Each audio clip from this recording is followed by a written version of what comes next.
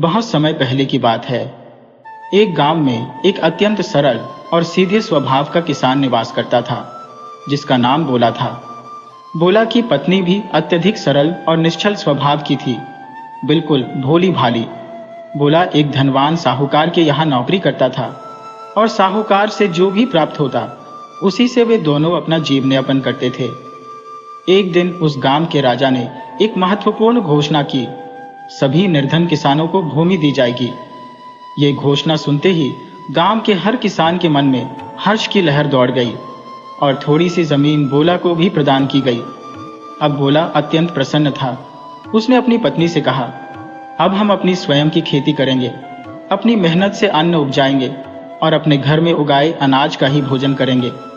भोली, उसकी पत्नी बोली, यह तो उत्तम है, किंतु हमें खेती करना आता ही नहीं है और हमारे पास बैल भी नहीं है। भोला ने कहा, चिंता की कोई आवश्यकता नहीं, मैं साहूकार के पास जाकर खेती करने के तौर तरीके जान लूंगा और उनसे बैल भी उधार मांग लाऊंगा। इतने वर्षों से मैं उनके यहाँ कार्यरत हूँ, तो वे यह मदद अवश्य करेंगे। भोला वास्तव में सरल मना और थोड़ा मंदबुद्धि था, परंतु उसकी नीयत सदा निष्कलंक होती थी। बोला, जो बेहद सरल और थोड़ा मंदबुद्धि भी था, साहूकार के पास पहुंच गया। उसने साहूकार से कहा, मालिक, मैंने इतने सालों से आपकी बहुत सेवा की है। अब राजा की कृपा से मेरे पास थोड़ी सी जमीन हो गई है। कृपया मुझे खेती करने का तरीका बता दीजिए और अपने बैल खेत जोतने के लिए उधार दे दीजिए। साहूकार सोचने लगा, यदि बोला खेती करने लगा तो मेरे घर का काम कौन करेगा। उसने बोला से कहा, यह तो बहुत अच्छी बात है कि अब तुम्हारे पास भी जमीन हो गई है। कल सुबह आना, मैं तुम्हें बैल दे दूंगा। इसके बाद साहूकार अपनी पत्नी से बोला, सुनती हो, कल हमें खेत में चने बोने हैं और तुमने सारे चने भाड़ में भुंजवा दिए हैं। उसकी पत्नी कुछ नहीं बोली, लेकिन बोला सोच में पड़ गया और साहूकार से कहने लगा, ठीक है मालिक, मैं कल सुबह आऊंगा। फिर वह अपने घर लौट गया। घर पहुंचकर बोला ने अपनी पत्नी से कहा, मैंने सोच लिया है कि हम अपने खेत में चने बोएंगे, तुम जाकर चने भुंजवा लाओ। उसकी पत्नी ने अचंभित होकर कहा, क्या चने भी भुंजवाकर बोए जाते हैं। बोला, जैसा मैं कहता हूं वैसा करो। अगले दिन बोला फिर से साहूकार के पास बैल लेने पहुंचा। साहूकार बोला, आओ आओ, लगता है तुमने अपनी पत्नी से चने भुंजवा लिए होंगे। बोला ने मुस्कुराते हुए कहा, हाँ मालिक, मैंने अपनी पत्नी से कहकर चने भुंजवा लिए हैं। मेरी पत्नी कभी मेरा कहना नहीं टालती। साहूकार ने बोला को बैल दे दिए और कहा, आज शाम तक बैल वापस ले आना। बोला खुशी खुशी बैल लेकर घर चला गया।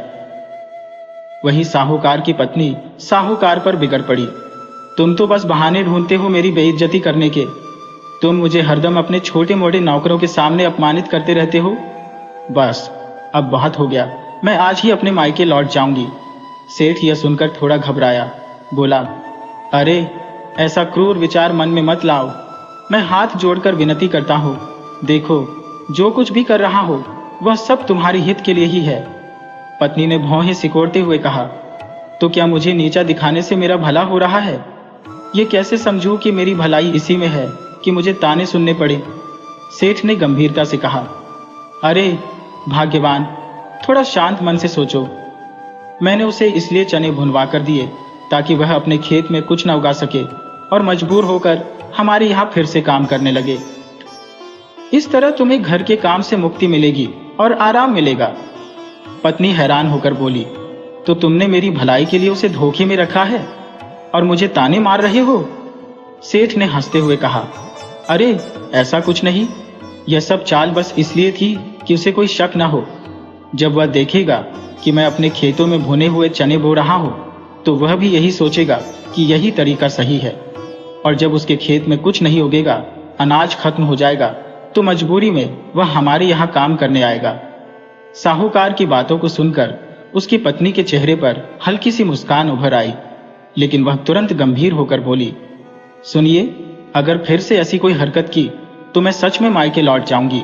अगर कुछ गलत करना है तो अपने लिए करो, मेरा नाम बीच में क्यों घसीटते हो। इसके बाद साहूकार अपने बैलों को लेकर खेत की ओर चल पड़ा और वहां जुताई करने लगा। जब खेत तैयार हो गया तो उसने चने के बीच बो दिए। इसी बीच कुछ अजीब घटित हुआ। एक बीज किसी तरह से अधूरा रह गया। कुछ दिन बीते और बोया गया चना अंकुरित होकर एक नन्हे पौधे में बदल गया। उसी दिन से साहूकार ने खेत में ही एक चारपाई डालकर रहना शुरू कर दिया, जैसे उसे अब और किसी चीज की परवाह ही न हो। कुछ समय बाद संयोगवश भगवान शंकर, माता पार्वती और उनके पुत्र गणेश उसी रास्ते से गुजर रहे थे जहां साहूकार अपने खेत में चारपाई पर लेटा हुआ था। वह अजीब तरह से लोहा लोहा चिल्ला रहा था, मानो खेत के जानवरों को भगाने का यह कोई नया तरीका हो। लेकिन किसी को समझ नहीं आ रहा था कि वह यह शब्द क्यों बोल रहा है। जब भगवान शंकर, माता पार्वती और श्री गणेश उसके पास से गुजरे तो माता पार्वती ने जिज्ञासा में भोलेनाथ से पूछा, हे स्वामी, ये कौन व्यक्ति है जो इस तरह खेत में लेटा हुआ लोहा लोहा चिल्ला रहा है, और ऐसा करने का उद्देश्य क्या है? भगवान शंकर ने हल्के से मुस्कुराते हुए माता पार्वती को उसकी सारी कहानी सुनाई, जिससे सब कुछ स्पष्ट हो गया।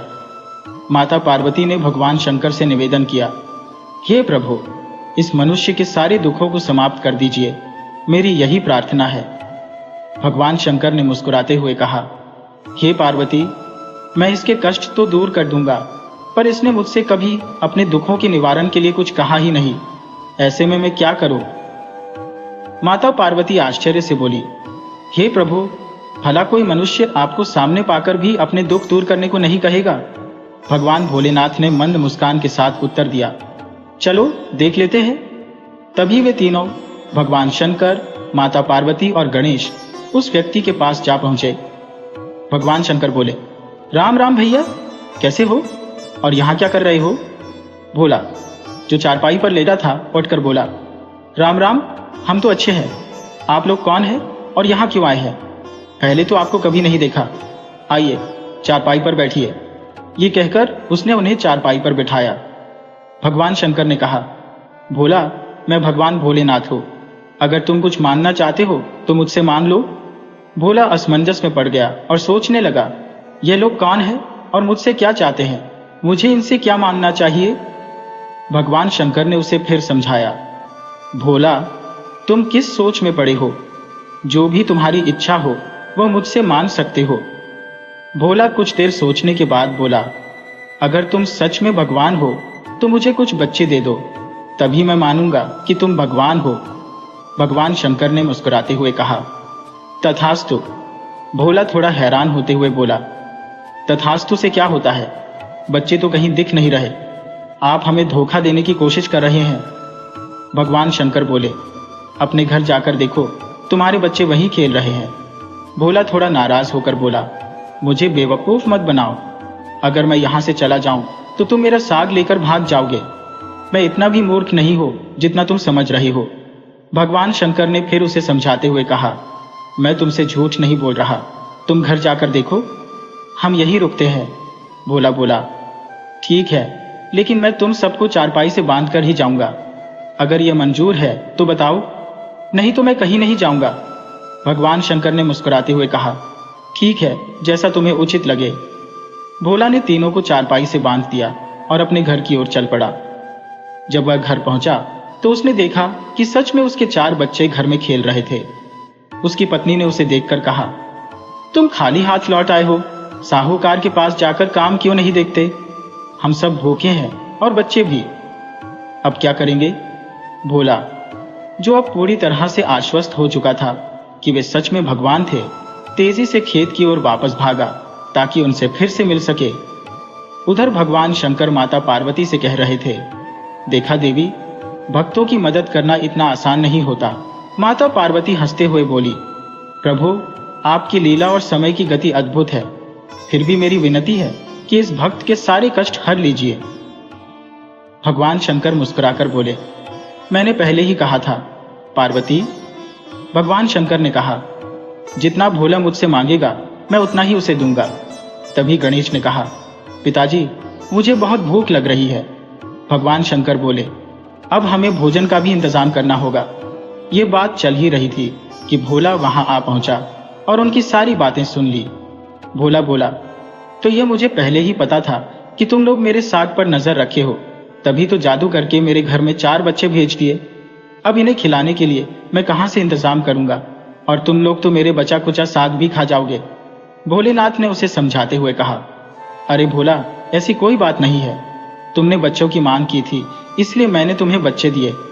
अब अगर तुम्हारी कोई और इच्छा है तो बताओ, मैं वह भी पूरी कर दूंगा। भोला ने सोचा और फिर कहा, अगर ऐसा है तो इन सब के खाने पीने का भी इंतजाम तुम ही करो। मेरे पास इतना समय नहीं है कि इनका खाना पीना देखूं या अपने साग को बचाऊं जो मैंने खेत में उगाया है। भगवान शंकर ने मुस्कुराते हुए कहा, तथास्तु। अब बताओ, क्या तुम कुछ और भी मानना चाहते हो?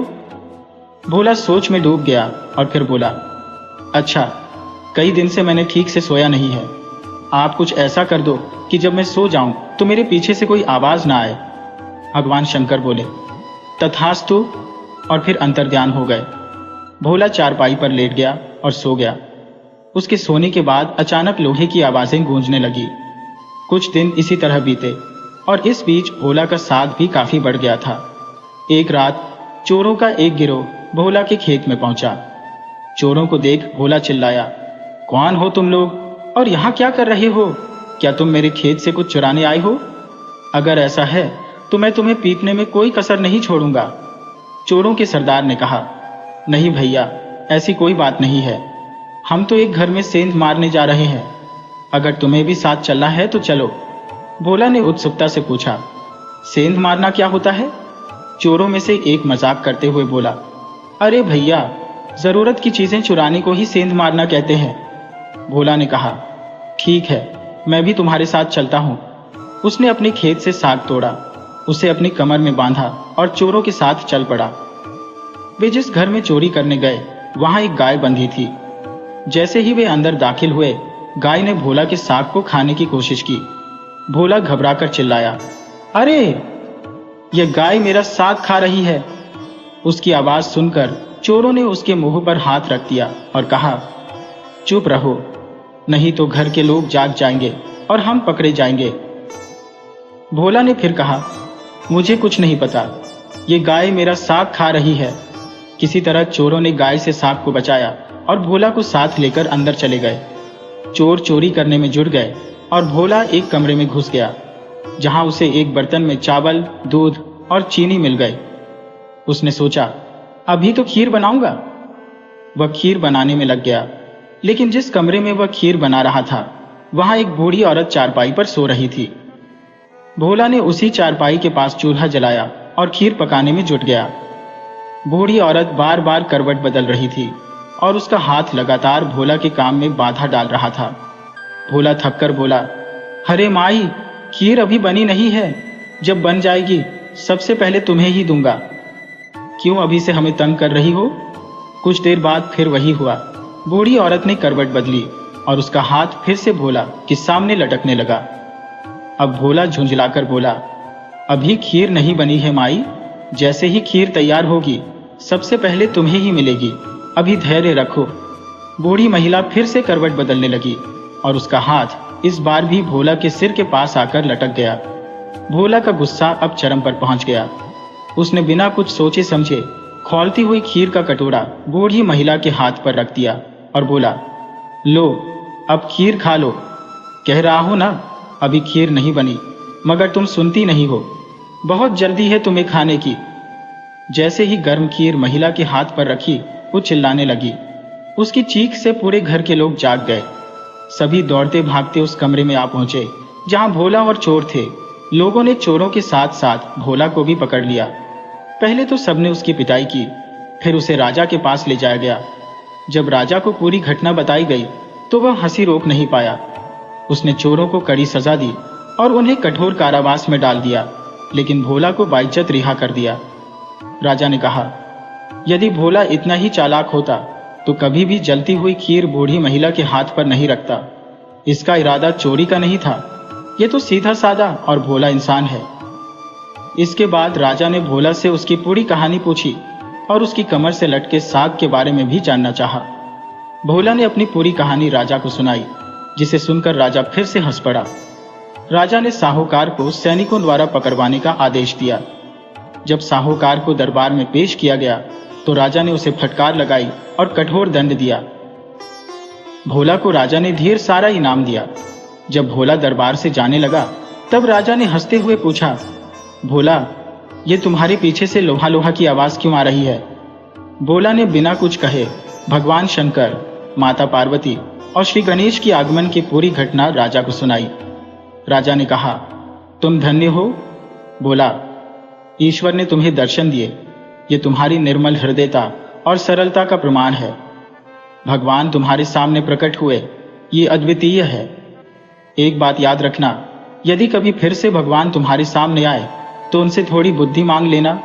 राजा की इस बात को भोला ने दिल से बांध लिया और अपने खेत पर लौटकर चने की फसल को फिर से बोने लगा। इसके बाद वह अपनी चारपाई पर जाकर सो गया। विचित्र संयोग देखिए, उसी दिन फिर से भगवान शंकर, माता पार्वती और गणेश जी रिद्धि सिद्धि के साथ उसके खेत में आ पहुंचे। भगवान शंकर ने हंसते हुए पूछा, राम राम भैया, कहो तुम्हारे साग में दाने आए या नहीं? भोला रोने लगा और कहा, भैया सब कुछ नष्ट हो गया। उन चोरों ने हमारे खेत की सारी फसल बर्बाद कर दी। भगवान शंकर ने उसे सांत्वना देते हुए कहा, चिंता मत करो, तुम्हारा साग फिर से हरा भरा हो जाएगा। उन्होंने आशीर्वाद दिया और देखते ही देखते भोला के खेत में सारी फसल फिर से अंकुरित हो गई और पूरा खेत हरियाली से भर गया। भोला की खुशी का ठिकाना न रहा। तभी उसे राजा की बात याद आई और उसने भोले शंकर से कहा, हे प्रभु, यदि आप सच में भगवान हैं तो कृपा करके मुझे थोड़ी बुद्धि भी दे दीजिए। भगवान शंकर हल्की मुस्कान के साथ बोले, तथास्तु, और फिर अंतर्ध्यान हो गए। इस आशीर्वाद के प्रभाव से भोला अब अत्यंत बुद्धिमान हो गया। उसके घर में धन संपत्ति की कोई कमी नहीं रही। उसके बाल बच्चे भी हो गए और वह अब सच्चे सुख से जीवन व्यतीत करने लगा। उसे अब सही और गलत की पहचान हो गई थी, क्योंकि अब उसमें विवेक आ गया था। वह अब पहले की तरह सरल और भोला नहीं रहा, बल्कि अब वह अपने अच्छे बुरे का भली भांति विचार कर सकता था।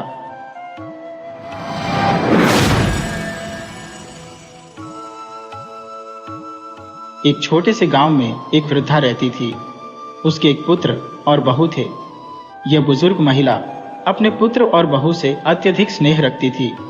पुत्र भी अपनी मां की देखभाल में कोई कसर नहीं छोड़ता था। वह उसे भोजन कराता, नहलाता, क्योंकि उसकी मां की उम्र लगभग 75 वर्ष की हो चुकी थी और अब उसके शरीर में इतना बल नहीं बचा था कि वह अपने काम खुद कर सके। एक दिन उसका पुत्र उससे बोला, मां, यहाँ कोई काम काज नहीं है, इसलिए मैं परदेश जाकर रोजगार की तलाश में जा रहा हूँ। उसकी मां ने उसे स्नेहपूर्वक कहा, ठीक है बेटा, तुम परदेश जाओ, अपनी गृहस्थी भी तो संभालनी है। इसके बाद वह अपनी पत्नी को समझाते हुए बोला, मेरे जाने के बाद मां का पूरा ध्यान रखना, किसी भी प्रकार से उन्हें कोई कष्ट नहीं होना चाहिए। उसकी पत्नी ने जवाब दिया, ठीक है, मैं मां का पूरा ख्याल रखूंगी। हालांकि उसकी पत्नी के दिल में छल था। वह असल में बड़ी कपटी स्वभाव की थी और हमेशा से सोचती थी कि किसी तरह इस बुजुर्ग से छुटकारा पा लिया जाए। अपने पति के सामने तो वह कुछ नहीं कर पाती थी, लेकिन जैसे ही पति परदेश चला गया, उसने अपनी मनमानी शुरू कर दी। वह न तो बुजुर्ग का ठीक से ख्याल रखती, न ही उसे समय पर भोजन देती। कभी दिन में खाना दे देती तो रात में भूखा छोड़ देती। कभी रात को भोजन मिलता तो दिन में नहीं। इस प्रकार वह असहाय वृद्धा अत्यधिक दुखी होकर आंसू बहाती रहती थी। वह बेचारी असमंजस में थी, आखिर करे तो क्या करे। कुछ समय बीतने के बाद उसका बेटा परदेश से वापस लौटा। वह सीधा अपनी मां के पास गया और पूछने लगा, मां, कैसी हो? तुम्हारी देखभाल तो अच्छी तरह हुई है ना? लेकिन बूढ़ी मां क्या कहती? उसने सोचा, अगर बेटे को सच बता दिया तो बहू से झगड़ा होगा और घर में क्लेश उत्पन्न हो जाएगा। इतने दिनों बाद उसका बेटा लौटा था। वह उसकी खुशी और शांति को भंग नहीं करना चाहती थी, इसलिए उसने झूठ बोलते हुए कहा, हाँ बेटा, तेरी बहू ने मेरी बहुत सेवा की है। ये सुनकर बेटा खुश हो गया और प्यार से अपनी पत्नी से भी मिला। जब शाम ढली और रात आई तो उसने पत्नी से पूछा, माँ को खाना खिला दिया? पत्नी ने उत्तर दिया, हाँ, खिला दिया। इसके बाद वह माँ के पास गया और पूछा, माँ, खाना खा लिया ना? माँ बोली, नहीं बेटा, मैंने खाना नहीं खाया। ये सुनकर वह पत्नी के पास लौटा और बोला, माँ कह रही है कि उन्होंने खाना नहीं खाया। पत्नी ने तुरंत जवाब दिया, अरे माँ की उम्र हो गई है, शायद भूल गई होंगी। मैंने तो उन्हें खाना खिला दिया था, आप चिंता मत करो। इसके बाद पति पत्नी दोनों सोने चले गए। बूढ़ी माँ बेचारी काफी देर तक इंतजार करती रही कि शायद बेटा उसे खाना दे। वह भूखी थी, पूरे दिन से उसने कुछ नहीं खाया था। भूख के कारण उसे नींद भी नहीं आ रही थी। उसकी आत्मा तड़प रही थी और वह अंदर ही अंदर रो रही थी। जब उसने देखा कि बहू बेटा सोने चले गए हैं, तो वह आंसू भरी आंखों से बुदबुदाने लगी, बेटा बहू सो गए, मेरी आस टूट गई। हे निंदिया रानी, आ जाओ, मेरे पास आकर मुझे सुला दो। हे माता रानी, हे प्रभु, मुझे इस जीवन से मुक्ति दे दो, अपने पास बुला लो। वह इन शब्दों में अपनी पीड़ा व्यक्त कर रही थी कि अचानक उसके बेटे को कुछ सुनाई दिया। वह पत्नी से बोला, माँ कुछ कह रही है। पत्नी ने बात को टालते हुए कहा, कुछ नहीं, आपकी माँ कुछ नहीं कह रही है। बेटे ने फिर कहा, नहीं, मैं साफ साफ सुन रहा हूं, माँ कुछ कह रही है। चलो जाकर सुनते हैं कि वह क्या कह रही है। जब वे उसके पास पहुंचे तो माँ कह रही थी, हे प्रभु, मुझे अपने पास बुला लो। बेटा यह सुनकर चिंतित हो गया। उसने पत्नी से पूछा, माँ ऐसा क्यों कह रही है। पत्नी बात को घुमाकर कहने लगी, अगर आप जोर देते हो तो बताती हूँ, पर सच में मुझे ये बताने में बहुत संकोच हो रहा है। तुम्हारी माँ इस उम्र में दूसरा विवाह करना चाहती है। वे मुझसे बार बार कहती है कि उन्हें सहारे की जरूरत है। वह अकेले नहीं सोना चाहती और अपनी भी शादी करवाने की बात कह रही है। ये सुनकर मुझे यह बात तुमसे कहने में भी शर्म आ रही है। उसका बेटा आश्चर्यचकित होते हुए बोला, तुम कैसी बकवास कर रही हो, मेरी माँ ऐसा कभी नहीं कहेंगी। पत्नी ने फिर से अपनी बात पर जोर देते हुए कहा, नहीं, यही सच है। धीरे धीरे उसके बेटे ने अपनी पत्नी की बातों पर विश्वास कर लिया, क्योंकि वह थोड़ा भोला स्वभाव का था।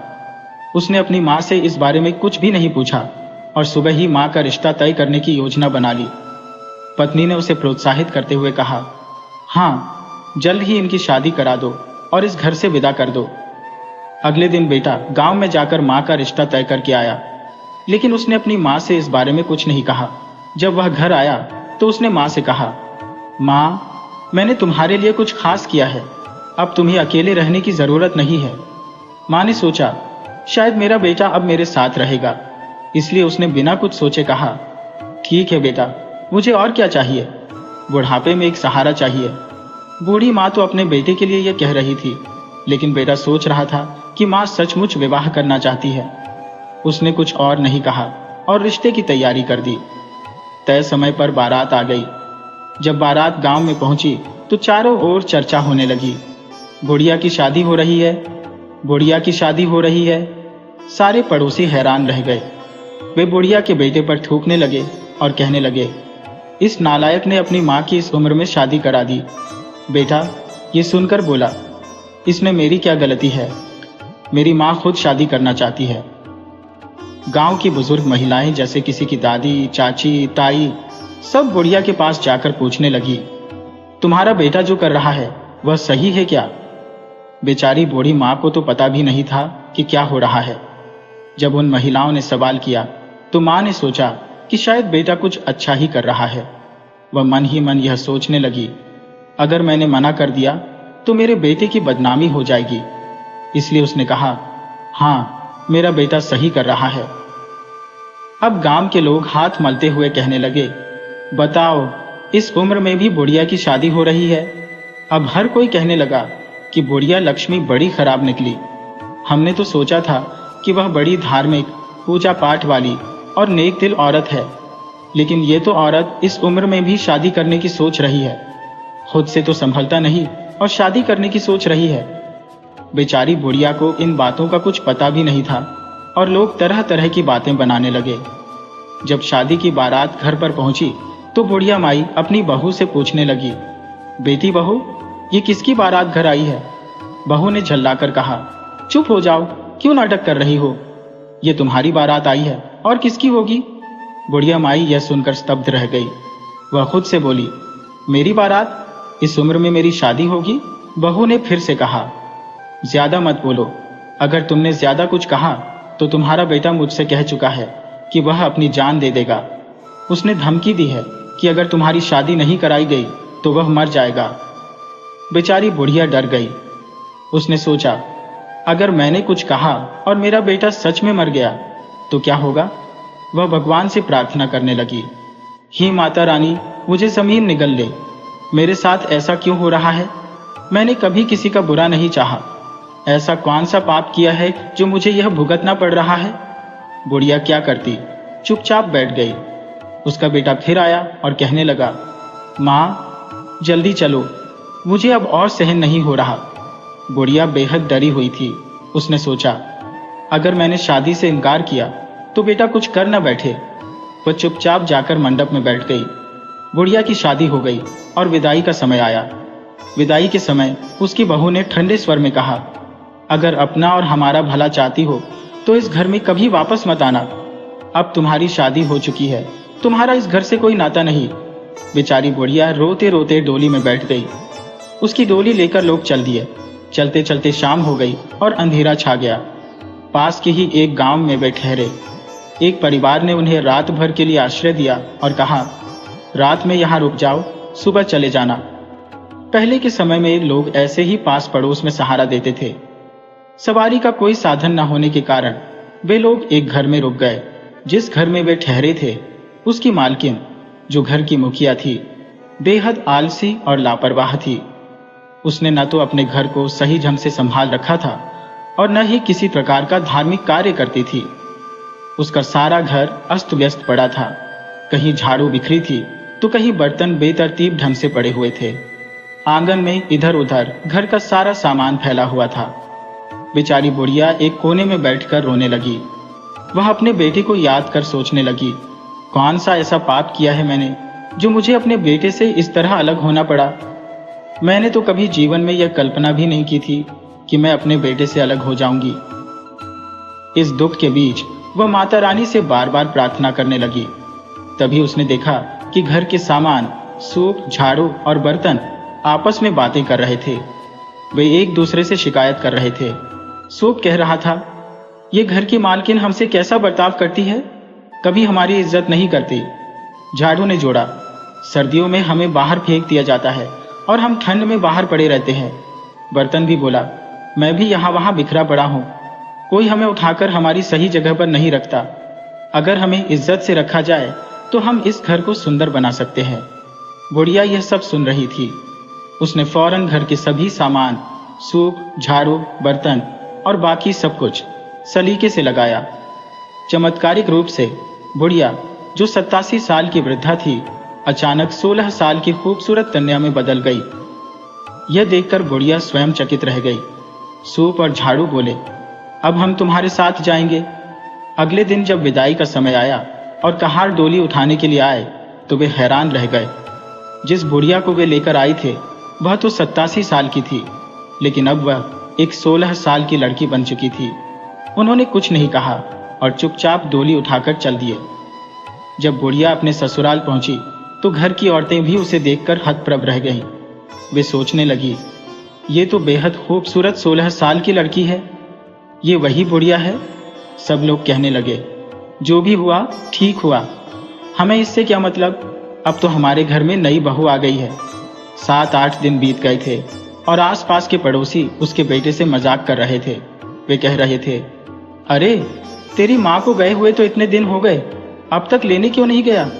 ये सुनकर बेटे को एहसास हुआ कि उसे सचमुच माँ को लेने जाना चाहिए। उसने अपनी पत्नी से कहा, मैं माँ को लेने जा रहा हूँ। पत्नी ने तुरंत विरोध किया, तुम पागल हो गए हो क्या?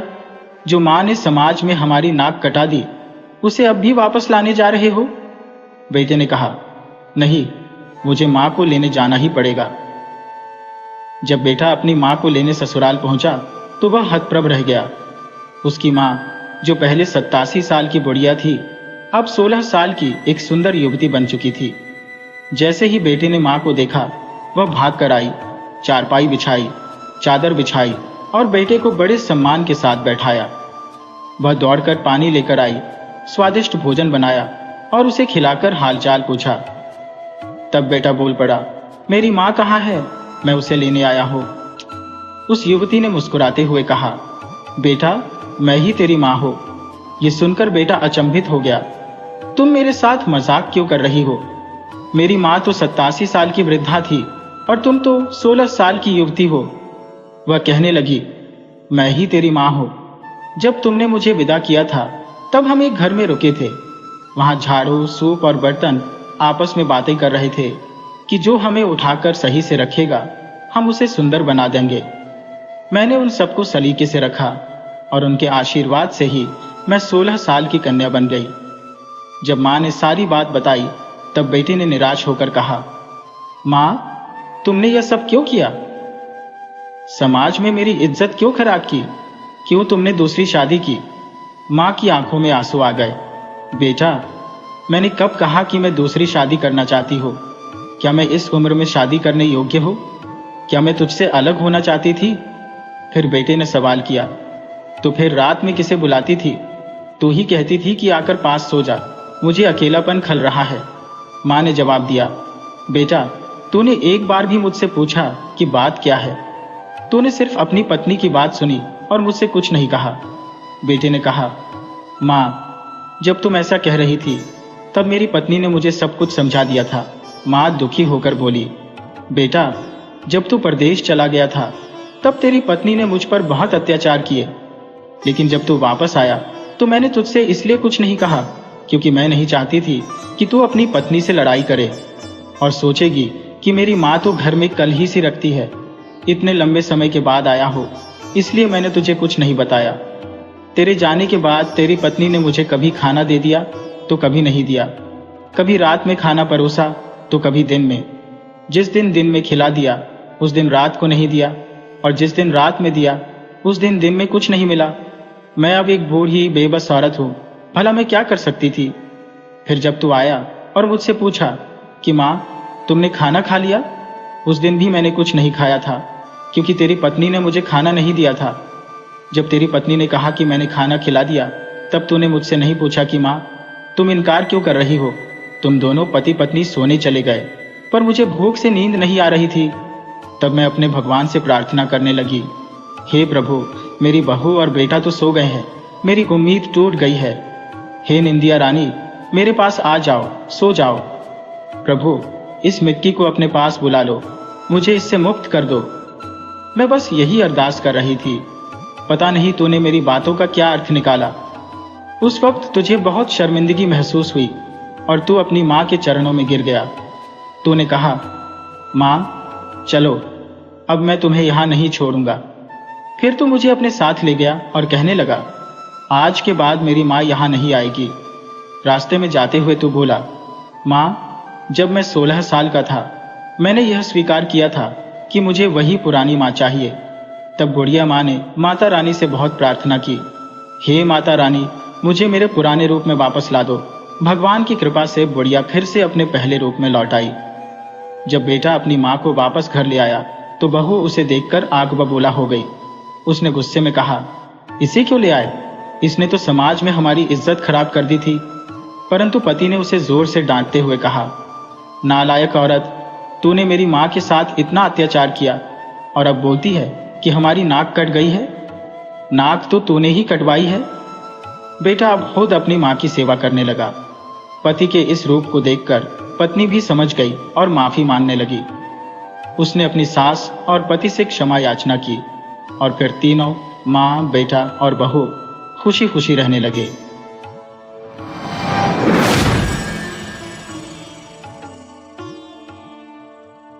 हरिया रामपुर के एक छोटे से गांव में अपने परिवार के साथ जीवन यापन करता था। वह मेहनती था, पर उसकी आर्थिक स्थिति बेहद कमजोर थी, जिससे उसे मजदूरी करके अपने परिवार का पालन पोषण करना पड़ता था। उस दिन उसके पास सिर्फ रुपये 30 बचे थे और दिवाली की शाम धीरे धीरे करीब आ रही थी। 4 बजने वाले थे और हरिया ने सोचा कि वह अपने बच्चों के लिए मिठाई खरीद लाए, क्योंकि दिवाली का त्योहार था। हालांकि उसके गांव की दुकानों में अच्छी मिठाई नहीं मिलती थी, इसलिए वह शहर तक 10 किलोमीटर पैदल चलकर आया था। उसके मन में यही था कि रुपये 30 में तो वह अच्छी मिठाई खरीद लेगा, लेकिन शहर पहुंचकर उसे एहसास हुआ कि मिठाई तो काफी महंगी हो गई थी। उसके लिए यह तय करना मुश्किल था कि कौन सी मिठाई ले। कम से कम 2 किलो मिठाई तो होनी ही चाहिए। इसी दुविधा में वह दुकान के बाहर खड़ा था। जहां भीड़ खत्म होने का नाम नहीं ले रही थी। तभी एक अजनबी ने हरिया से पूछा, क्या आप मेरी कुछ मिठाइयाँ मेरे घर पहुंचा देंगे? मैं आपको आपकी मनचाही मजदूरी दूंगा। हरिया के मन में लालच आया और उसने पूछा, कहाँ ले जानी है और क्यों? व्यक्ति ने जवाब दिया, यहाँ से मोहनपुर गांव तक पहुंचानी है। क्या तुम मोहनपुर को जानते हो? हरिया ने उत्तर दिया, अच्छी तरह से जानता हूँ। हमारा रामपुर गांव तो बस 2 कोस की दूरी पर ही है। उस व्यक्ति ने सहमति में सिर हिलाते हुए कहा, वही ले चलनी है। बताओ, तुम्हें कितनी मजदूरी चाहिए? हरिया ने संकोच से पूछा, आप क्या दे सकते हो? उस व्यक्ति ने रुपये 100 का प्रस्ताव रखा। क्या यह काफी है? हरिया के दिमाग में हलचल मच गई। उसके लिए रुपये 5 से ज्यादा मजदूरी लेना असंभव सा था। कहीं यह मजाक तो नहीं कर रहा? उसकी आंखों में अविश्वास था। लेकिन जब उस व्यक्ति ने जेब से रुपये 100 का नोट निकालकर उसके सामने कर दिया, तब उसे मजबूरन यकीन करना पड़ा। व्यक्ति मिठाइयाँ पैक करा रहा था। हरिया भी अपने घर के लिए बढ़िया 3 किलो मिठाई खरीद लाया। मिठाई खरीदने के बाद भी उसके पास रुपये 87 बचे हुए थे। वह चमत्कृत महसूस कर रहा था। व्यक्ति ने अपने लिए 10 किलो मिठाई खरीदकर एक बड़े थैले में डाली और हरिया को इशारा किया, इन्हें मोहनपुर ले चलो। हरिया मोहनपुर का रास्ता जानता था, इसलिए बिना किसी हिचकिचाहट के आगे बढ़ने लगा। रास्ते भर वह सोचता रहा कि धनी लोग कितने विचित्र होते हैं।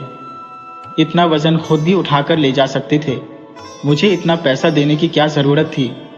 फिर भी यह व्यक्ति उसके लिए किसी देवदूत की तरह आया था। इस पैसे से वह अपने परिवार के लिए दिवाली का पूरा त्योहार सजा सकता था। जैसे जैसे मोहनपुर करीब आता गया, वह व्यक्ति हरिया से आगे निकलकर चलने लगा। हरिया ने अब तक उसे ध्यान से नहीं देखा था, लेकिन अब वह उसे गौर से देख रहा था। व्यक्ति ने सफेद कुर्ता और धोती पहनी थी और वह लंबा और मजबूत था। तभी हरिया की नजर उसके पैरों पर पड़ी और उसके शरीर में सिहरन दौड़ गई। उसके पैर उल्टे थे। हरिया का खून जम सा गया। उसके कदम आगे नहीं बढ़ सके। उल्टे पैर, यह तो भूतों के होते हैं। वह जहां खड़ा था वही थरथराने लगा।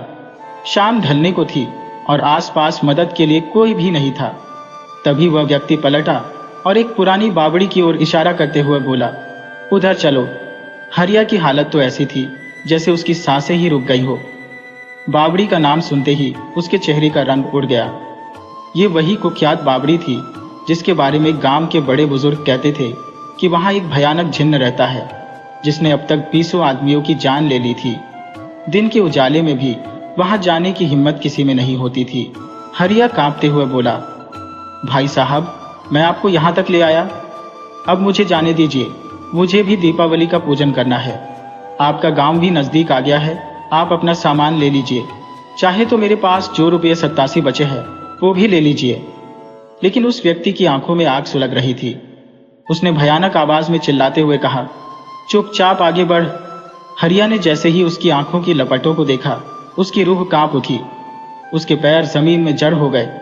उसके मन में ख्याल आया कि शायद आज उसकी जिंदगी का आखिरी दिन है। वह चुपचाप उस व्यक्ति के पीछे पीछे चलने लगा, जैसे उसके पास कोई और चारा ना हो। वह व्यक्ति उसे बावड़ी के पास लेकर आया और अंदर उतरने का इशारा किया। यह वही बावड़ी थी जिसे कभी किसी राजा ने बनवाया था। एक जमाने में यह बावड़ी प्यासे मुसाफिरों की प्यास बुझाने का जरिया हुआ करती थी, पर अब यह मौत का घर बन चुकी थी।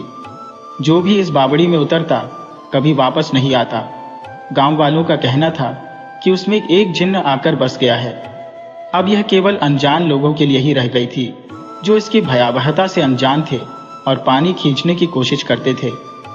हरिया अब समझ गया था कि वह जिन्न के जाल में फंस चुका है और अब बच पाना नामुमकिन था। जिस व्यक्ति ने उसे पैसे का लालच देकर यहाँ तक पहुँचाया था, वह दरअसल कोई साधारण इंसान नहीं था, बल्कि वही खौफनाक जिन्न था। जिन्न ने गरजते हुए कहा, नीचे उतरो। हरिया कांपते हुए सीढ़ियों से नीचे उतरने लगा। लगभग 40 सीढ़ियां उतरने के बाद पानी का तल आ गया। पानी के ऊपर चारों ओर एक बरामदा था, जहां किसी जमाने में राजा महाराजा अपनी दावतें किया करते थे। जैसे ही हरिया उस बरामदे में पहुंचा, उसने देखा कि वहां पहले से ही 10-12 भयानक प्रेत, चुड़ैलें और भूतनी बैठी थी। किसी के मुंह से बड़े बड़े दांत बाहर निकले हुए थे, तो किसी के चेहरे पर कटे फटे होंठ थे। एक चुड़ैल तो बच्चों के सिरों की माला पहने हुए थी और दूसरे के पेट से भैंस जैसे सींग उगे हुए थे। हरिया की आंखों के सामने अंधेरा छाने लगा। एक भूत की आंखें सिर के पीछे लटकी हुई थी और हरिया यह देखकर कांप उठा। भूत उसे देखकर हंसी में फूट पड़े और एक ने मजाकिया लहजे में कहा, क्या सरदार गबरू जवान लेकर आए हो? आज की दीपावली बड़ी धूमधाम से मनेगी। तभी एक भूतनी अपने होठों पर जीभ फिराने लगी और सारे भूत अचानक खड़े हो गए। हरिया को चारों तरफ से घेरकर भयानक नृत्य करने लगे। तभी जिन्न ने अपनी डरावनी आवाज में आदेश दिया, रुको, पहले मिठाइयां खाई जाएंगी, शराब पी जाएगी, फिर इसका खून पिएंगे।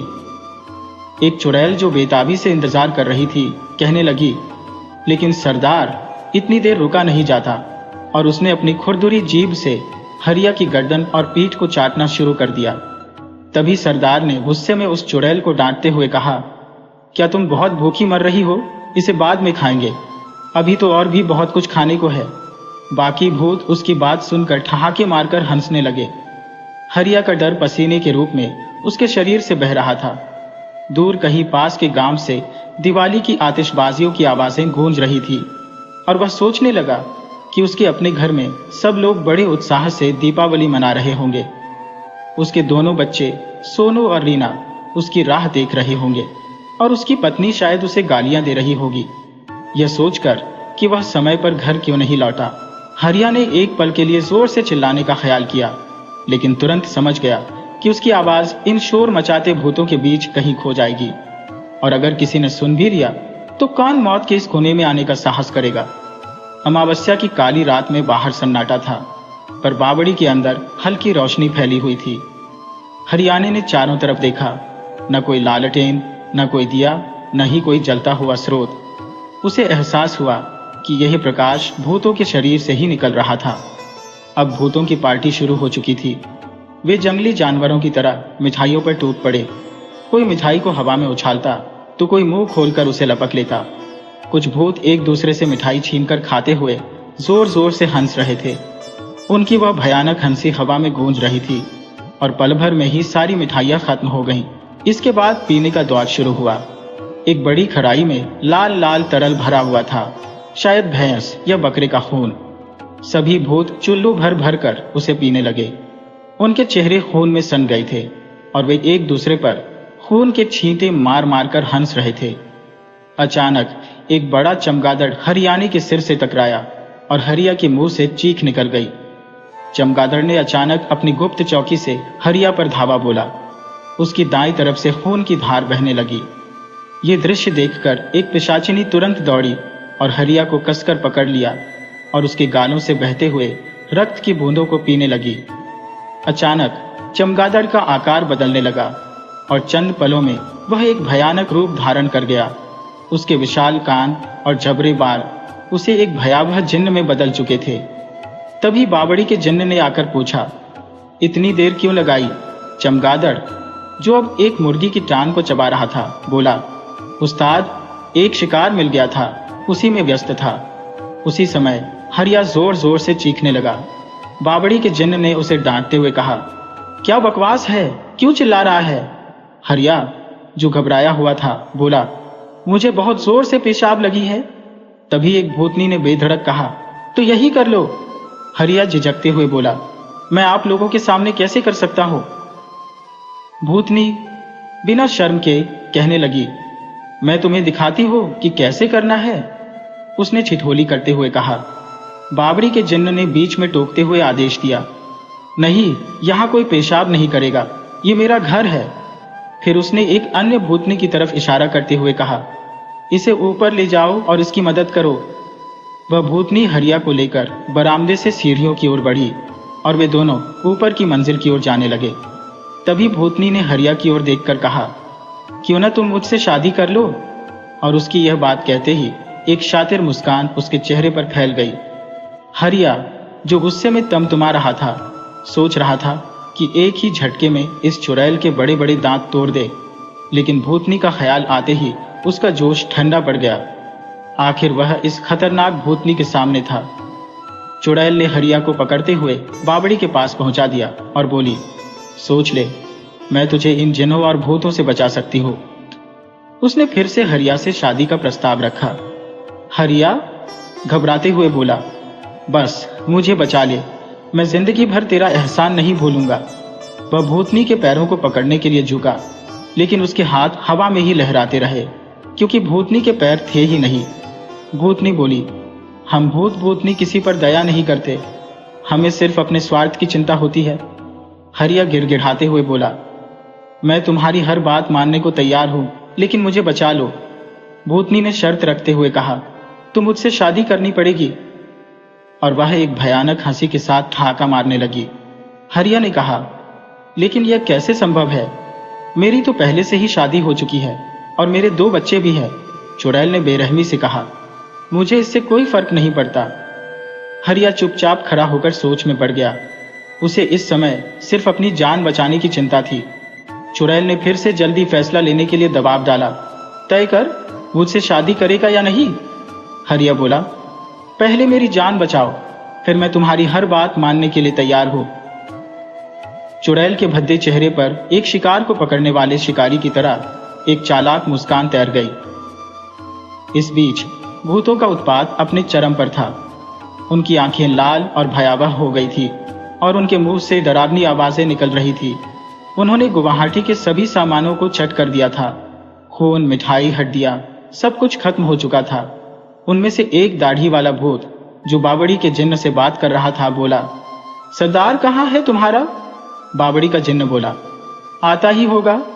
और उसने सीढ़ियों की ओर देखा। तभी उसने एक भूत से कहा, जाओ देखो ऊपर क्या हो रहा है। इतनी देर क्यों लग गई? कहीं ऐसा ना हो कि चुड़ैल अकेले ही शिकार को निपटाने लगी हो। उसके ये कहते ही एक बार फिर से भूत ने ठहाका लगाया। कुछ देर बाद वह लौट कर आया और बोला, ऊपर न तो हरिया है और न ही वह चुड़ैल। ये सुनते ही सारे भूत प्रेत अवाक रह गए और एक दूसरे का चेहरा देखने लगे। हरिया की आंख खुली तो सुबह के 5 बज चुके थे। उसका सारा शरीर जैसे टूट फूट गया था, मानो किसी ने उसकी रगों से खून निचोड़ लिया हो। वह अपने घर के बाहर ही पड़ा हुआ था। पिछली रात की घटनाएं धीरे धीरे उसकी यादों में तैरने लगी।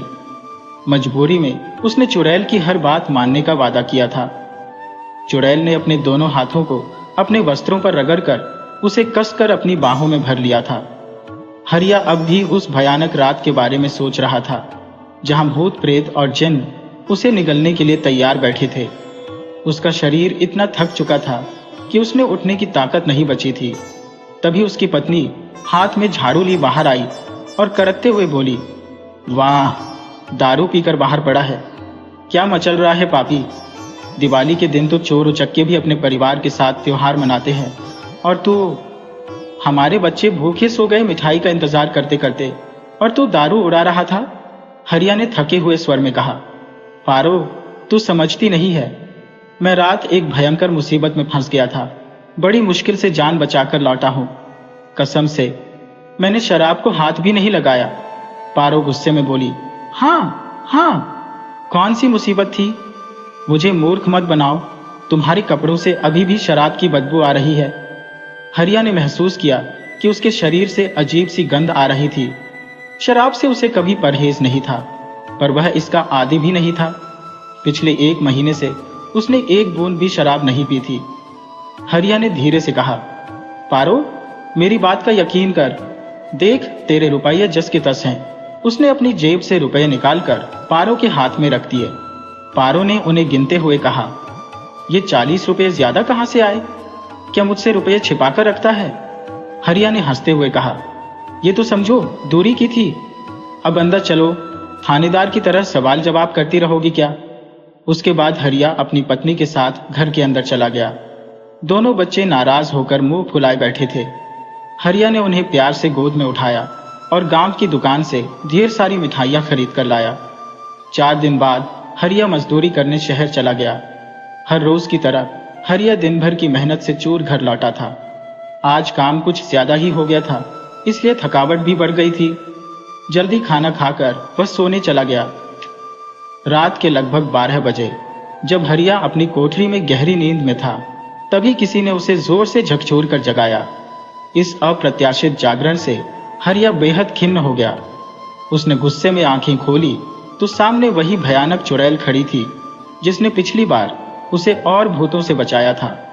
हरिया के गले से चीख निकलने ही वाली थी, लेकिन चुड़ैल ने तुरंत उसका मुंह अपने हाथों से बंद कर दिया और धीरे से बोली, मैं आ गई हूं हरिया, अपना वादा पूरा करने। उसके काले और डरावने वस्त्रों से कमरे में अजीब सी सड़ांत फैलने लगी। हरिया ने चीखना चाहा, पर उसकी आवाज जैसे गले में ही घुट कर रह गई। उसने भागने की कोशिश की, पर चारपाई से उठने की हिम्मत तक नहीं जुटा पाया। वह एक ऐसी बेहोशी की अवस्था में था जहां उसकी चेतना सब कुछ देख रही थी, सब समझ रही थी, पर उसका शरीर जैसे बेजान हो चुका था। चुड़ैल ने धीरे धीरे अपने सारे कपड़े उतार दिए और जबरन हरिया के साथ संबंध बना लिए। सुबह जब उसकी आंखें खुली तो उसे इतनी कमजोरी महसूस हो रही थी जैसे किसी ने उसका पूरा खून चूस लिया हो। यह थकावट उसके जीवन की अब तक की सबसे भीषण थकावट थी। वह बिस्तर से उठने की कोशिश कर रहा था, पर हिम्मत नहीं जुटा पा रहा था। उसकी पत्नी ने बाहर से आवाज दी, उठ जाओ जी, आज काम पर नहीं जाना क्या? हरिया ने कराहते हुए कहा, नहीं पारो, आज मेरा शरीर टूट रहा है, इसलिए काम पर नहीं जा पाऊंगा। पारो पास आकर बोली, क्या हुआ, कहीं बुखार तो नहीं आ गया? फिर झट से बोली, अरे आपके शरीर से तो शराब की बदबू आ रही है। हरिया ने हकबकाकर कहा, पारो, यही तो मेरी बीमारी है, ये बदबू मुझसे छुटकारा ही नहीं छोड़ रही। पारो ने शक से कहा, कहीं छुप छुप कर शराब तो नहीं पीते? हरिया ने बच्चों की कसम खाते हुए कहा, पारो, मैंने बहुत समय से शराब को हाथ भी नहीं लगाया है। पारो ने चिंतित होते हुए कहा, तो फिर किसी अच्छे डॉक्टर को दिखाओ। हरिया ने सहमति में सिर हिलाते हुए कहा, हाँ पारो, कल शहर जाऊंगा और दिखा कर आऊंगा। अगले 2 दिन तक हरिया मजदूरी पर नहीं गया। तीसरे दिन वह थोड़ा बेहतर महसूस कर रहा था और मन ही मन सोच लिया था कि अब वह पूरी तरह स्वस्थ होकर काम पर लौटेगा। लेकिन उस रात वही घटना फिर से घटित हुई। आधी रात को वह चुड़ैल फिर से हरिया के कमरे में आई और कमरे में फिर से वही तीव्र दुर्गंध फैलने लगी। हरिया एक बार फिर अर्ध चेतना की अवस्था में जा गिरा और पुनः उसी बिस्तर में दुबक गया जहां सेहरिया का स्पर्श उसे भटका रहा था। सुबह हुई और वही निर्बलता, वही अजीबोगरीब सुस्ती उसके शरीर में समाहित थी। उसके समक्ष स्पष्ट हो चुका था कि अब यह चुड़ैल उसकी प्राण शक्ति को हरने पर तुली हुई है। अकेलापन पाकर उसने दिवाली से अब तक घटित सभी रहस्यमयी घटनाएं अपनी पत्नी पारो को विस्तार से बताई। पारो, जो इस पर पहले विश्वास नहीं कर रही थी, बोली, अगर यह सब सच है तो आज रात मैं तेरे साथ उस कमरे में रहकर खुद देखूंगी। लेकिन मुझे लगता है सोनू के पापा, तुम इन दिनों ज्यादा सपने देखने लगे हो। उसी दिन पारो ने अपनी काट भी तय कर ली। हरिया को वही कोठरी में बिछा दिया गया। सोनू अपने पिता के साथ और रीना अपनी मां पारो के साथ सो गई। पारो अपनी सांसों को रोककर लेटी रही। उसकी निगाहें हरिया की बातों की सत्यता जांचने के लिए व्याकुल थी। रात का पहला पहर बीत रहा था और जैसे ही घड़ी ने 12 का संकेत दिया, कोठरी में एक भीषण दुर्गंध फैलने लगी। अचानक उन्होंने देखा कि एक भयानक रूप वाली, लंबे और विकृत दांतों वाली औरत वहां प्रकट हुई। पारो डर के मारे थरथराने लगी। उसकी चीख उसकी ही गले में फंस गई। चुड़ैल ने सोनू को अपने दोनों हाथों से उठाया और गेंद की तरह कमरे के बाहर फेंक दिया। फिर उसने रीना और पारो को भी वैसे ही उछालकर बाहर कर दिया और अंत में वह हरिया के पास बिस्तर पर लेट गई। गांव वालों ने सोनू, रीना और पारो को घर के बाहर बेहोश हालत में पड़ा देखा। उन्हें तुरंत अस्पताल पहुंचाया गया, जहां सोनू और रीना गंभीर चोटों से जूझ रहे थे। बड़ी मुश्किल से उनकी जान बचाई जा सकी। पारो की हालत देखकर लोग हैरान थे। उसे पागल खाने भेज दिया गया क्योंकि वह इतनी भयभीत हो गई थी कि किसी की बात का जवाब तक नहीं दे पा रही थी। लोगों में उत्सुकता थी कि आखिर यह सब कैसे हुआ, क्यों हुआ, पर कोई बताने वाला नहीं था। हरिया के सालों ने, जो इन घटनाओं से पहले ही डरे हुए थे, अपने भांजे भांजी को अपने घर ले जाने का फैसला किया। इस तरह सोनू और रीना को अपने साथ लेकर चले गए, जबकि पारो पागल खाने भेज दी गई और हरिया अब अकेला रह गया। हरिया के अकेलेपन का फायदा उठाते हुए चुड़ैल का आतंक बढ़ने लगा। पहले वह 3-4 दिन के अंतराल में आती थी, लेकिन अब हर रोज आधी रात को आकर 3 बजे तक रहकर चली जाती। हरिया बेसुध पड़ा रहता, लेकिन एक अजीब बात जरूर होती। हर दिन उसे घर में रुपए 150 मिलते थे, जिससे उसने मजदूरी छोड़ दी थी। मगर यह स्थिति कब तक चलती? हरिया ने ठान लिया था कि अब वह इस चुड़ैल से छुटकारा पाएगा। अब और सहन नहीं हो सकता। हर बार चुड़ैल के आने से पहले एक तेज दुर्गंध फैलती थी, जिससे हरिया बेहोश हो जाता था। अब उसे इसका कारण समझ में आ चुका था। उस रात जैसे ही घड़ी ने 12 बजाए, कमरे में फिर वही तीखी गंध फैलने लगी। हरिया ने इस बार अपनी नाक और मुंह को कसकर अंगोछे से ढक लिया। कुछ ही देर में चुड़ैल कमरे में दाखिल हुई और अपने कपड़े उतारकर एक ओर फेंक दिए। पर इस बार हरिया बेहोश नहीं हुआ, बल्कि उसने बेहोशी का नाटक किया। चुड़ैल के शरीर से अब कोई गंध नहीं आ रही थी। सारी बदबू उसके उतारे हुए काले कपड़ों से निकल रही थी। वह अब एक साधारण स्त्री की तरह दिख रही थी। हरिया चुपचाप अपनी जगह पड़ा रहा, लेकिन उसने अपनी चेतना नहीं खोई। बगल में पड़ी चुड़ैल खर्राटे भर रही थी। जब गंध हल्की होने लगी तो हरिया धीरे से उठा और चुड़ैल के काले बदबूदार कपड़ों को उठाकर कमरे से बाहर आ गया। उसने उन कपड़ों को घर के पिछवाड़े में गहरे खड्डे में दबा दिया, जहां उसने कुछ पौधे लगाए थे। काम खत्म करके वह चुपचाप अपनी चारपाई पर लौटकर सो गया। अब बदबू से राहत मिल चुकी थी। रात के 3 बज चुके थे। अचानक चुड़ैल ने हरिया को झकझोर कर जगाया और बड़ी बेचैनी से चिल्लाई, मेरे कपड़े कहाँ गए? उसकी आवाज में घबराहट थी, लेकिन हरिया शांत रहा। उसने बेमन से कहा, मुझे क्या पता तेरे कपड़ों का, मैं तो बेहोश पड़ा था। चुड़ैल का गुस्सा और बढ़ गया। वह दांत पीसते हुए बोली, जल्दी बता, नहीं तो मैं तेरा खून पी जाऊंगी। हरिया अब बिल्कुल भी डरा हुआ नहीं था। उसके पास खोने के लिए अब कुछ नहीं बचा था। इस रोज रोज की दहशत से तो बेहतर था कि चुड़ैल उसकी जान ले लेती। वह बोला, खून पीना है तो पी ले, मुझे तेरे कपड़ों का कोई अंदाजा नहीं है। दरअसल हरिया यह देखना चाहता था कि बिना कपड़ों के चुड़ैल कितना और आगे जा सकती है। करीब 1 घंटे तक चुड़ैल चिल्लाती रही, उसे धमकाती रही, लेकिन हरिया अडिग रहा। अंततः वह निराश होकर दोनों हाथों से सिर पकड़कर बैठ गई और हार मानते हुए बोली, मेरे लिए पहनने को कुछ ला दे। थोड़ी देर बाद हरिया ने अपनी पत्नी के कुछ पुराने कपड़े लाकर उसे दे दिए। कपड़े पहनने के बाद चुड़ैल ने शर्माते हुए कहा, देखो मैं दुल्हन जैसी लग रही हूं ना? हरिया ने उसकी ओर देखा। वह सच में सुंदर लग रही थी, लेकिन उसकी आंखों में डर और संदेह झलक रहा था। चुड़ैल ने कहा, अब मैं हमेशा तेरे साथ रहूंगी। खून पीने या मांस खाने की बात भूल जा। हरिया ने कहा, मुझे नहीं चाहिए ऐसी पत्नी जो खून पीती हो। इस पर चुड़ैल ने सफाई दी, देख हरिया, अब मैं ऐसा कुछ नहीं करूंगी जो तुझे बुरा लगे। तेरी असली पत्नी भी तो पागल हो गई है, तो अब अकेला कैसे रहेगा? कुछ दिनों में गांव में खबर फैल गई कि हरिया ने दूसरी शादी कर ली है। लोगों को आश्चर्य था कि अचानक उसके पास इतना पैसा कहां से आ गया कि अब वह मजदूरी भी नहीं करता। गांव वालों का मानना था कि उसकी नई पत्नी बड़ी भाग्यशाली है। हर कोई उसकी पत्नी प्रभा की गुणगान करता था। गांव की बूढ़ी औरतें भी उसे आशीर्वाद देने आती और प्रभा उनकी खूब सेवा करती, जिससे उसकी इज्जत और बढ़ जाती।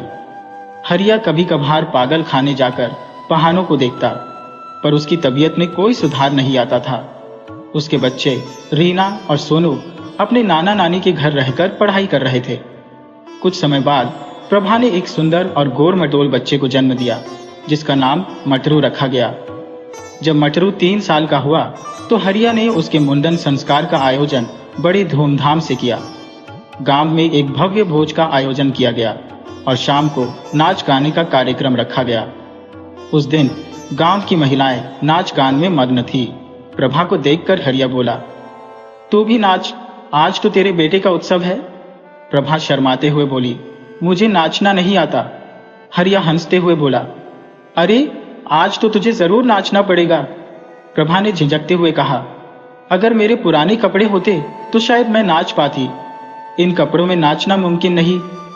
हरिया तुरंत घर के पिछवाड़े गया और प्रभा के पुराने कपड़े जो उसने पहले गाड़ दिए थे निकाल लाया। वह बोला, ले अब पहन और नाच। प्रभा कपड़े लेकर कोठरी में चली गई। थोड़ी देर बाद लोगों ने देखा कि कोठरी से एक भयंकर आकृति वाली औरत लंबे लंबे दांतों के साथ बाहर निकल रही है। लोग भय से इधर उधर भागने लगे। वह चुड़ैल थी। उसने एक भयानक अट्टहास किया और आकाश में उड़ गई। उस रात के बाद वह कभी हरिया के पास नहीं आई। समय बीतता गया और मटरू बड़ा हुआ। हरिया ने उसकी शादी भी कर दी। अब मटरू और उसकी संतानें गांव में चुड़ैल खानदान के नाम से जानी जाती है। गांव के लोग उन्हें भूतनी का खानदान कहते हैं। जिस मोहल्ले में वह चुड़ैल रहती थी, अब वह मोहल्ला चुड़ैलों का मोहल्ला कहलाता है और लोग उस जगह से दूर ही रहते हैं।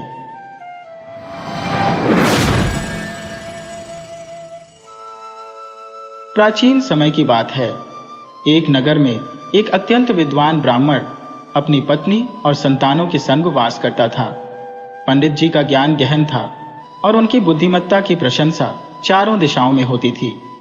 वे ज्योतिष शास्त्र में भी निपुण थे और इस विद्या में उनका योगदान सराहनीय था। उनकी पत्नी सुशील, संस्कारी और धर्मपरायण स्त्री थी, जो प्रतिदिन अपने हाथों से भोजन बनाती और प्रेम पूर्वक अपने पति और संतानों को खिलाती। घर की सारी जिम्मेदारियों को निभाते हुए वह पंडित जी की सेवा में भी समर्पित रहती। पूजा पाठ और गृह कार्य में निपुण वह अपने स्त्री धर्म का निष्ठा से पालन करती थी। वह जब चावल पकाती तो उस पकने के दौरान निकलने वाली भाप को अनजाने में एक खपरेल की कोठरी में फेंक दिया करती, जहां एक नाग नागिन का जोड़ा अपने बच्चों के साथ रहता था। वह भाप तो नाग नागिन सह लेते, परंतु उनकी संतानों के लिए वह असहनीय साबित होती, जिससे उनकी मृत्यु हो जाती।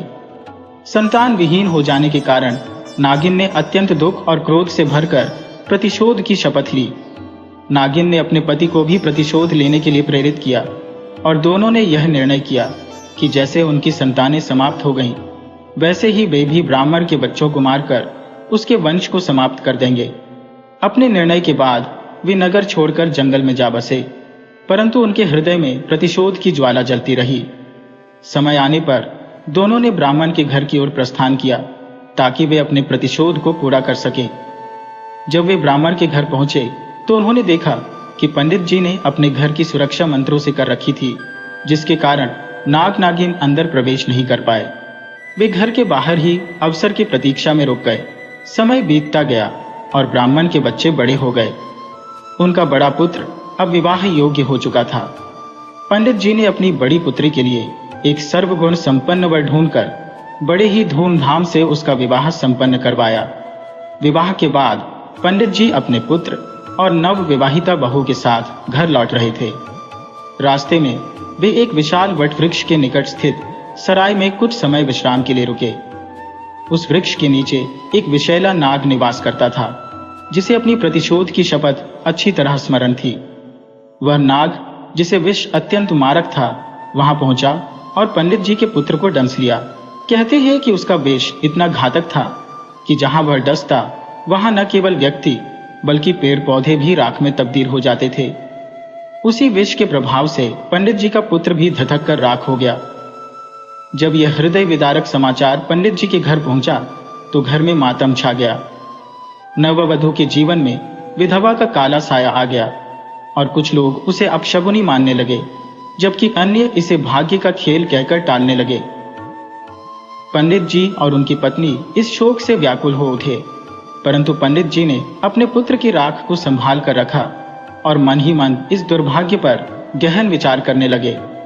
पंडिताइन अपने बेटे की मृत्यु से उबर नहीं पाई और निरंतर उसका शोक करती रही, क्योंकि एक माँ के दिल में अपनी संतान के लिए जो स्थान होता है वह अमिट होता है। समय धीरे धीरे बीतता गया और अब पंडित जी का दूसरा पुत्र भी विवाह योग्य हो गया। पंडित जी ने एक बार फिर एक योग्य और संस्कारी कन्या देखकर उसका विवाह संपन्न करवाया, लेकिन नियति ने फिर वही दुर्दशा रचाई।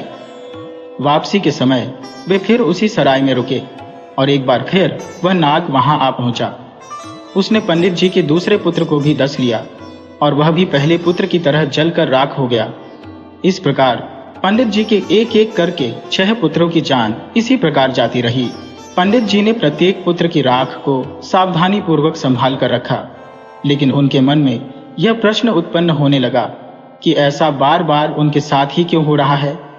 उन्होंने सोचा कि इस रहस्य का कोई कारण अवश्य होगा। जिसे जानने के लिए प्रयास किया जाना चाहिए। अपने संदेहों का समाधान खोजने के उद्देश्य से पंडित जी अपने गुरु के पास पहुंचे और अपना दुखड़ा उनके सामने रखा। गुरु जी ने ध्यान लगाकर सारा मर्म समझा और पंडित जी को बताया, तुम्हारी पत्नी जो चावल का मांद प्रतिदिन खपरेल के नीचे फेंकती थी, उसी के कारण नाग नागिन की संतानें मर गईं। यह नाग उसी का बदला ले रहा है। उसका विष इतना घातक है कि वह जिस पेड़ को भी डसेगा वह भी जलकर राख हो जाएगा। अब तुम्हारा एकमात्र पुत्र बचा है और उसे बचाने का उपाय तुम्हें ही सोचना होगा, क्योंकि उसकी जान भी संकट में है। पंडित जी अब गहरे भय में थे। उनके पास अब केवल एकमात्र बेटा बचा था, जिसका नाम भोला रखा गया था।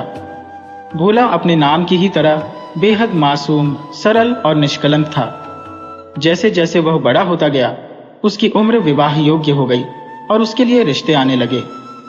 लेकिन पंडित जी को अपने गुरु की बातें याद आ जाती थी और वे हर बार रिश्ते को टाल देते।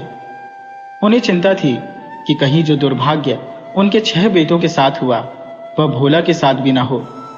मगर वे जानते थे कि शादी तो करनी ही पड़ेगी, पर उन्हें यह भय सता रहा था कि नाग, जिसने उनके पहले बेटों को मार डाला था, शादी वाले दिन भोला को भी नहीं छोड़ेगा। इस डर से उबरने के लिए पंडित जी ने यह ठान लिया कि वे अपने बेटे की शादी किसी ऐसी बुद्धिमान और ज्ञानवान लड़की से करेंगे जो उसे इस खतरे से बचा सके। ऐसी लड़की की तलाश में वे एक दिन नदी पार कर एक दूसरे गांव गए। वहां उन्होंने कुछ लड़कियों को देखा जो हंसी मजाक करती हुई जा रही थी। पंडित जी ज्योतिष विद्या के जानकार थे और किसी के ललाट को देखकर उसके गुण और स्वभाव को पहचान सकते थे। उन लड़कियों में से एक, जिसका नाम शांता था, उन्हें अपने पुत्र के लिए उपयुक्त लगी, लेकिन पंडित जी ने सोचा कि उसकी ओर परीक्षा ली जानी चाहिए। जब लड़कियां नदी पार करने लगी, तब पंडित जी भी उनके पीछे पीछे चलने लगे। नदी में पानी कम था, इसलिए लड़कियों ने बिना नाव के नदी पार करनी शुरू कर दी। पंडित जी ने नदी पार करते समय अपने पैरों में जूते पहन लिए। इस पर सभी लड़कियां हंसने लगी और कहने लगी, देखो, ये व्यक्ति तो पागल है। इतनी गर्मी में जूते उतार कर चला और अब पानी में चल रहा है तो जूते पहन लिए।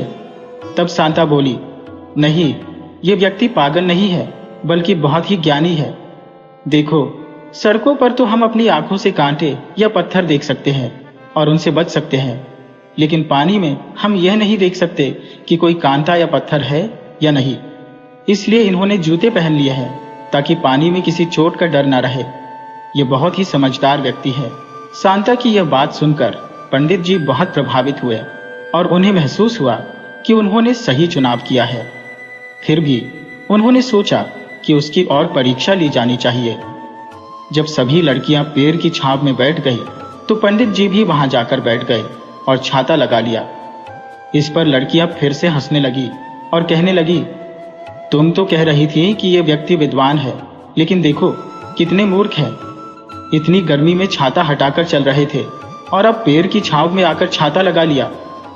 इस पर वह लड़की मुस्कुराते हुए बोली, नहीं नहीं सखियों, यह सज्जन पुरुष निस्संदेह बहुत ज्ञानी है।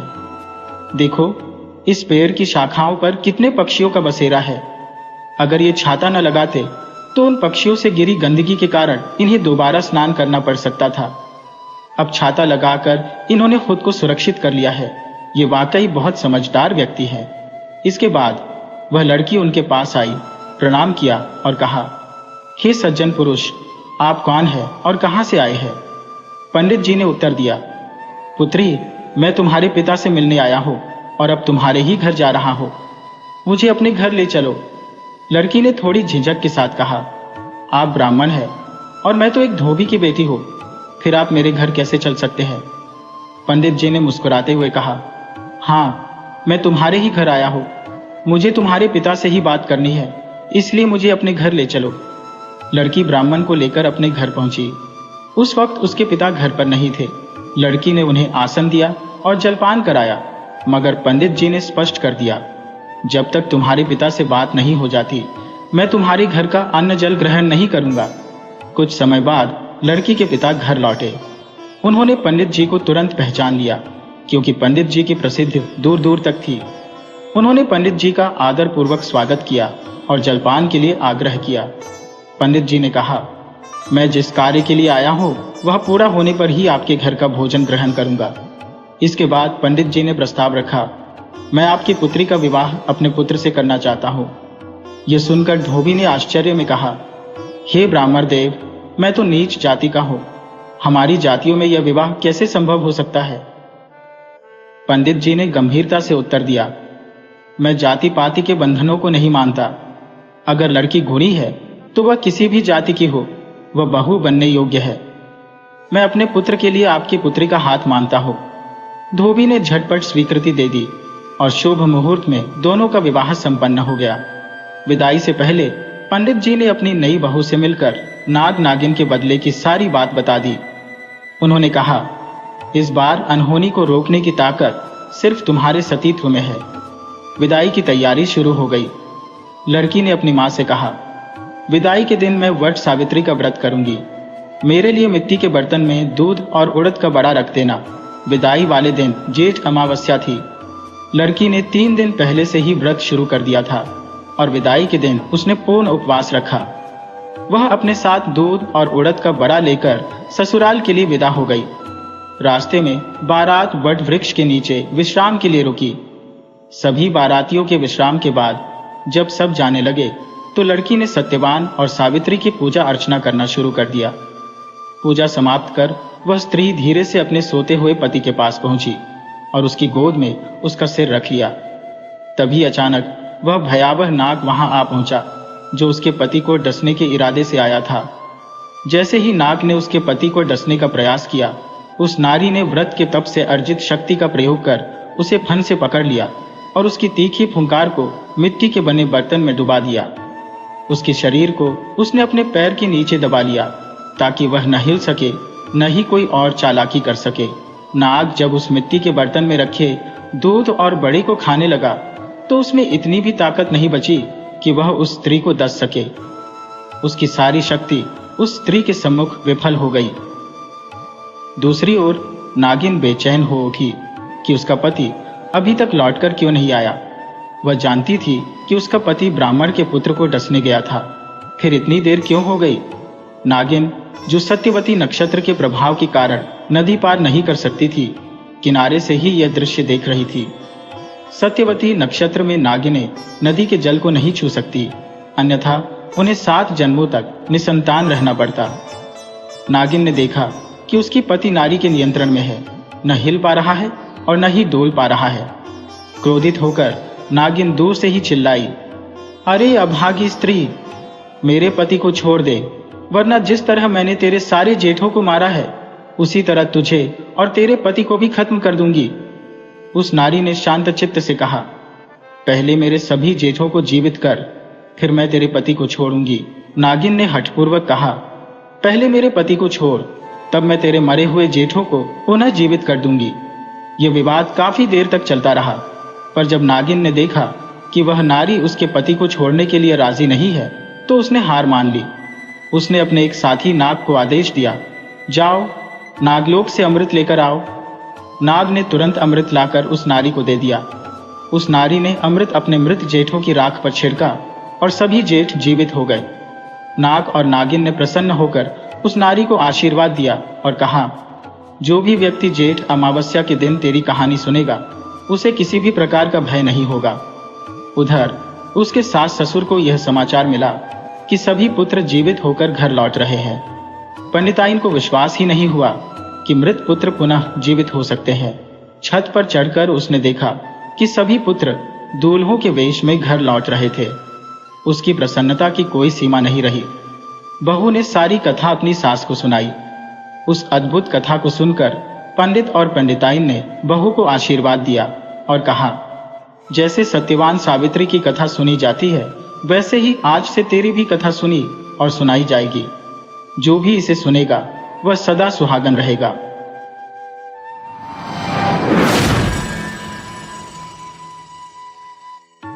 वीडियो अच्छी लगे हो तो इसे लाइक करें और ऐसी ही मज़ेदार कहानियों के लिए चैनल को सब्सक्राइब करें और बेल आइकन दबाएं। ज़्यादा से ज़्यादा अपने दोस्तों को शेयर करें। धन्यवाद।